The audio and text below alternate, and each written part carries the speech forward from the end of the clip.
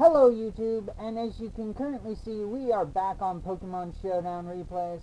Now here, this was really funny because me and my opponent, we throw out our first Pokemon, and as you can see, it is Kyurem White versus Kyurem White. And he decides to go for Fusion Flare. He happens to outspeed me, but I do get a Draco Meteor off, which kills him. I think he was predicting to switch out. I chose to stay in and just go for the Draco Meteor, just in case I won. And I actually sent in Artillery. Artillery had Choice Scarf, which is why it outsped the Diggersby, although Diggersby isn't too terribly fast, Artillery is slower. I do switch it out and send in Chandelure, and I choose to go for the Trick, so that way I can lock this Goodra over here into something, so that way I could bring in something to take care of it afterwards. I choose to send in Malamar just to get up a Trick Room on it. And he has Tornadus Therian, sorry. And I choose to go for the Rock Slide, and he actually goes for the U-turn, which is quad effective against me, as I am a Dark Psychic type. And I go for Super Power on Umbreon. I knew it wouldn't kill, but I decided to get off some damage on this thing because this thing would be an issue later. And I send in Hippowdon because it is going to outspeed a majority of Pokemon as Trick Room is still up. So I'm able to land a Toxic on this Tornadus Therian form. And between that and the Sandstream, it's not looking too terribly good. And I actually start going for the Whirlwind just to kind of get damage off on random things.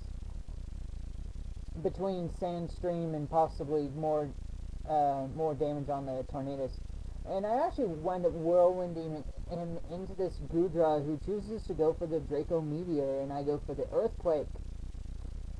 And my Sandstorm's gone, and I choose to go for Slack Off. And now we actually find out what that Umbreon was trying to do. He was trying to go for the Heal Bell to cure that Therian form he's got. And I choose to go for the Whirlwind because I expected him to switch out, predicting a second Earthquake. He actually brings this in and goes for a substitute. I go for Toxic. There's not much I can do to him, but I know I can Whirlwind him out, so I just go for a Whirlwind.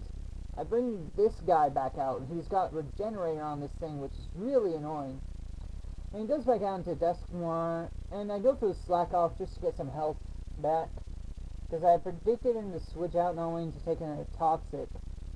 Go for the Whirlwind here. Umbreon's brought in, and I actually decided to just try and kill this thing as he chooses to put a Toxic on me, and I kill it with an EQ. And he sends out Tornadus Therian, who crits me and nearly kills me, and I get a Toxic off on this guy. Now this Hippowdon just put in so much work, and I switch out here. He manages to land the Hurricane, which was too bad for me. This Focus Blast I don't think would have killed me from where I was before. And I just send in Artillery. He is Choice Scarf, but Tornadus Therian still outspeeds. I don't know if maybe it was Scarf. Actually, no, what am I saying? It's definitely not Scarf, because it's used more than one move. But I do manage to get the Ice Beam off. I am slower because I did Scarf it, and I send in Hippowdon here. And he actually switches out to Dusknoir. I predict that because it can't hurt me with Thunderbolt, so I just go for the Toxic on his switch-in. I predict him to try and sub again, so I go for the Whirlwind to bring that Goodra back in here and to die to the Sandstorm, which is why I went for that. So he calls it GG right here, and he goes for another substitute, and I just go for an Earthquake. Just not even necessarily get rid of it, but just to damage it. I had no reason to switch out into my last Pokemon, which was a Victini, because I knew he was packing the Earthquake. And so that ended my battle against him, and I actually really don't have any other good battles I've had recently. But I did put together 4 decks in the last couple of days and dueled with them for quite a while altogether. So I really don't feel like doing any more Yu-Gi-Oh! Duels. I may do some at the later part of tomorrow, but I'm probably not going to be doing any more Yu-Gi-Oh! Duels for a moment. I will be. It's not like there won't be any more on my channel. There just won't be any more too terribly soon. Now, on the dueling network, I am still in the Black Hearts team. No, I'm not trying to promote my team. Sorry if any of my team's watching this. I just brought it back over here because I actually wanted to talk about a new card. Give me 1 second while I look at something. Okay, as you may see up here, I've actually opened up a new tab, and the reason why is for this over here.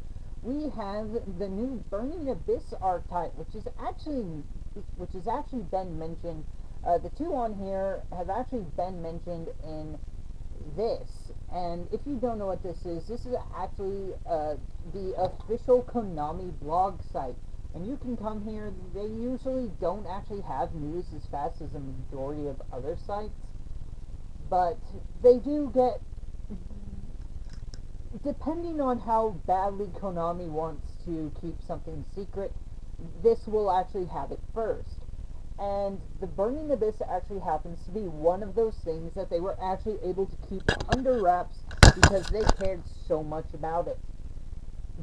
So we didn't get any information. There's also the fact that they give out information for what the OCGs gain first, and this is actually a TCG exclusive archetype at the moment, much like Noble Knights were. Now, what this is the Burning Abyss. Is actually, I'll just start reading this to you.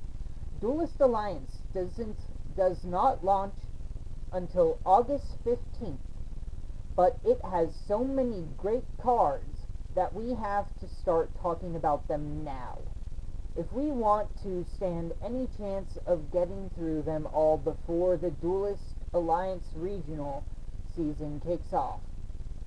While the brand new Pendulum monsters, like Odd Eye's Pendulum Dragon, are sure to be a hot commodity right out of the gates, most of the speculation about Duelist Alliance has been over the other hot cards, the ones based on Dante Alighieri's Inferno, commonly referred to as Dante's Inferno. The number 3 has great importance in this monolithic work of literature. Inferno itself is one of 3 parts in an overarching work, the Divine Comedy. So Inferno is actually a part of a 3-part series known as the Divine Comedy. Dante is actually the writer of the series, and Dante is also the name of the character who actually does his travels there. Now, I'm going to give you a warning right now. Dante's Inferno is actually a very dark concept for Yu-Gi-Oh! To actually bring, especially as a TCG exclusive, compared to how much they usually try to avoid stuff like this, because it's extremely religious, and it actually will take... I'm going to say now, if you get easily offended by a lot of things, or if your parents don't like you listening to religious things, stop watching now. Okay. Dante's Inferno is actually about Dante going through the various rings of hell, and that is actually what the archetype is based on. So it's extremely dark compared to what it usually is, and actually throughout this entire thing there's references to various parts of the circles and various characters. And we have a next, and as far as it goes, each part of it is divided. Each of the 3 parts are divided up into 33 smaller segments. Even the rhyme scheme of the poem is done in groups of 3 lines, where the first and third lines rhyme, and the odd line out rhymes with the first one and the third lines of the next group. Sorry, I skipped the line. The entire Divine Comedy is over 14,000 lines total. Can you even imagine keeping up a rhyme scheme for that long? with only a break in between each of the parts of the story. Similarly, the three become the focal point of the male branch, the diabolic basic monsters of the new Burning Abyss theme. Here's the first of them, Skarm, male branch of the Burning Abyss. You can see right away that Skarm is level 3. All the male branch are. And there are 3 of them in Duelist Alliance. Each male branch has 3 effects. One that self-destructs it if you control a monster that isn't a Burning Abyss monster. One that allows you to special summon it if you control no spell or traps. And one that triggers when it is sent to the graveyard, or in this case, in the end phase of the turn it's sent to the graveyard. At which, Skarm grabs a level 3 Dark Fiend from your deck. Also, all male branch are themselves level 3 Dark Fiend type monsters, so you can see that Skarm here can fetch whichever male branch you might need for the upcoming turn. Or, tour guide from the underworld, who is certainly no Virgil, but is more than capable of filling your underworld guidance needs. Now, brief explanation here, Virgil is actually the person, well, not really person, but Virgil is the one who is leading Dante through these circles of hell all the way down, and it actually gets more and more complicated as they go further on for them to actually progress. Anyway, let's continue. She can also negate that self-destruction effect, making her incredibly valuable in a Burning Abyss deck. Now, a lot of people, since they heard that its name was going to, since it was leaked that the name was going to be Burning Abyss, thought that it was going to be a bunch of fire fiends, but sadly that is not the case, and we still don't have a use for the third of the bus things. Torbus of the Forbidden Realms, I believe is what it's called. Anyway, you can also use Hate Buster, which you'll be able to pick up in Battle Pack 3 Monster League as monster removal, burn damage, and the ability to trigger your effects all in one. I honestly don't remember what Hate Buster is. I will have to look that up later, and I'll probably explain in a different video a little bit more about that. But there are a lot of cards that are already existing that can help you in your Burning Abyss deck, and to be clear, you'll be able to build a Burning Abyss deck right out of the gate because there are 5 Burning Abyss cards in Duelist Alliance.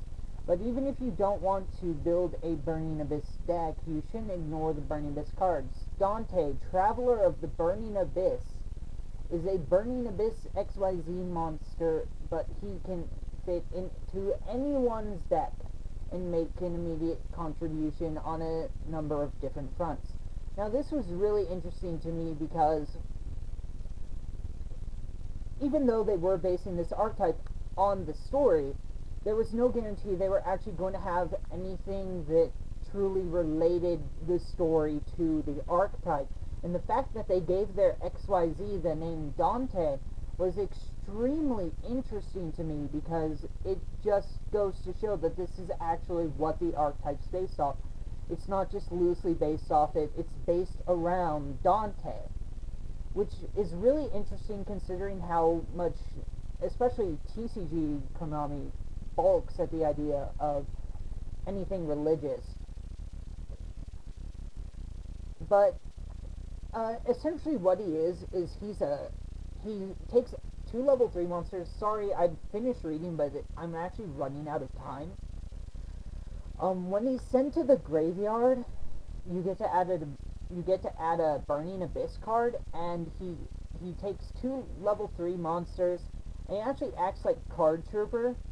You can send the top 3 cards of your deck to the graveyard, and he gains 500 attack for each card.